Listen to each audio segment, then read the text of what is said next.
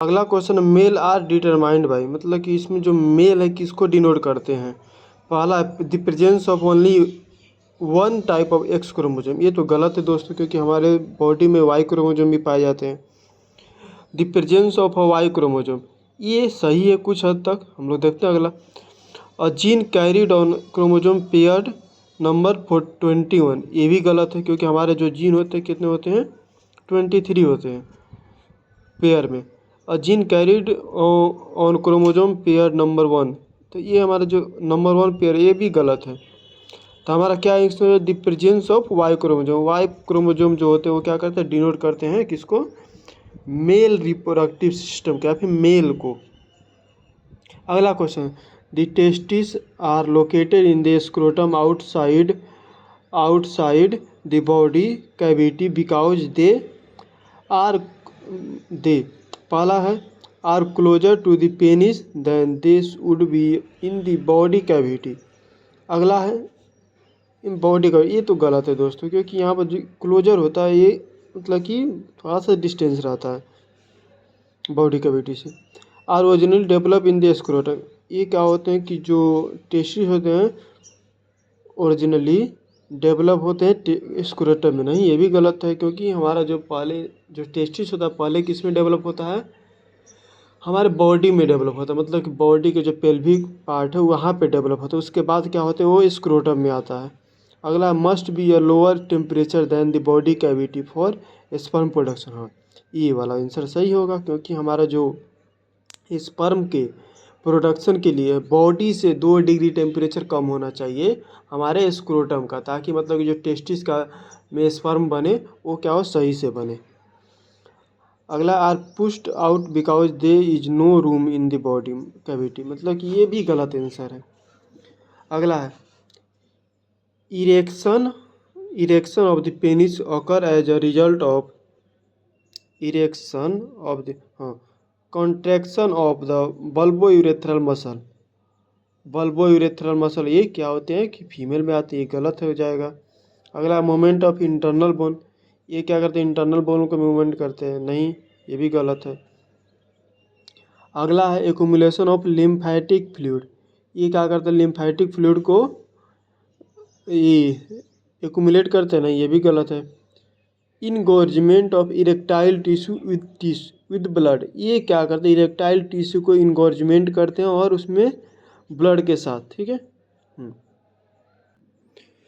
अगला है, the size of prostate is about the size of, मतलब कि जो प्रोस्टेट का साइज होता है या फिर मतलब कैसे होते हैं, तो पहला है पी, तो पी की तरह नहीं होते, लाइम की तरह भी नहीं होते हैं, ग्रेप्स की तरह भी नहीं होते हैं, लेकिन जो वालनट है वालनट की तरह हमारे मतलब कि जो प्रोस्टेट का साइज है उसी की तरह होता है, क्योंकि ऊपर क्या होते हैं हमारे यूरिनरी ब्लैडर पाए जाते हैं, जिसके कारण क्या होता है कि जो उसका साइज है वालनट की तरह होते हैं, ठीक है। अगला,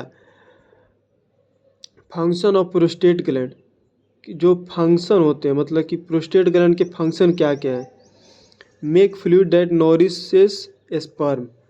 अगला है, sterilise urine in men, filter urine in men, backup storage for sperm. ये देखो यहाँ पर हम लोग बैकअप, कोई भी स्पर्म को बैकअप ये नहीं करते हैं, क्योंकि प्रोस्टेट ग्लैंड का काम है कि जो स्पर्म हो उसमें जो फ्लूइड पास करे, मतलब कि प्रोस्टेट ग्लैंड से फ्लूइड पास होता है जो कि मतलब कि हमारे स्पर्म के मतलब कि इन्वायरमेंट को मेंटेन करता है।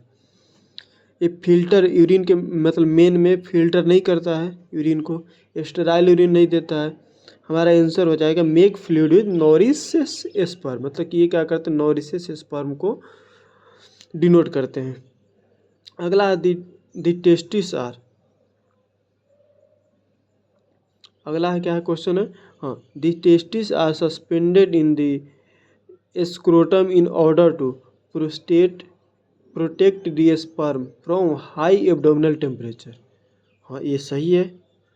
अगला देखते हैं, protect the testis from traumatic injury, ये तो गलत है, क्योंकि protect the testis from traumatic injury, तो ट्रॉमेटिक इंजरी से प्रोटेक्ट करते हैं, लेकिन जो टेम्परेचर है, यहाँ पर टेम्परेचर को डिनोट करते हैं। तो हम लोग टेम्परेचर किस लिए देखते हैं, क्योंकि हमारा जो स्क्रोटम है क्या करता है कि स्पर्म के प्रोडक्शन के लिए टेम्परेचर को मेंटेन करके रखता है, जो कि टेस्टिस में बनते हैं। ठीक है दोस्तों। अगला facilitate blood flow to testis during embryonic period. ये क्या करते हैं, एम्ब्रायोनिक पीरियड के दौरान क्या करते हैं कि ब्लड को फ्लो करते हैं। हाँ, अगला है एबनॉर्मल कम्युनिकेशन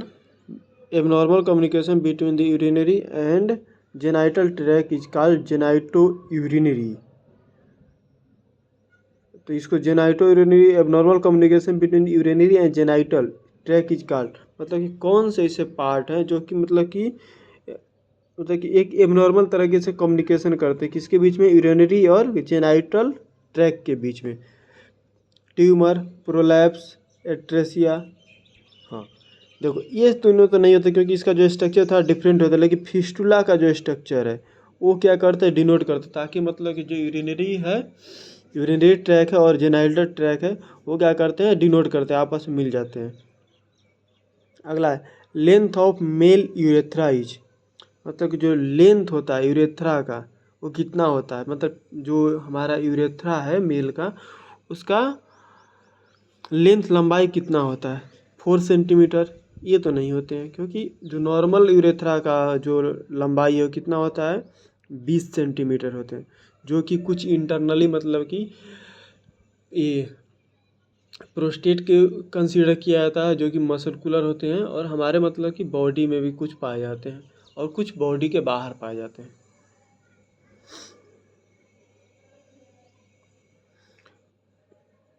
अगला क्वेश्चन है एग्जिकुलेटरी डक्ट ओपन इनटू, मतलब जो एग्जिकुलेटरी डक्ट है वो कहाँ पे ओपन होते हैं।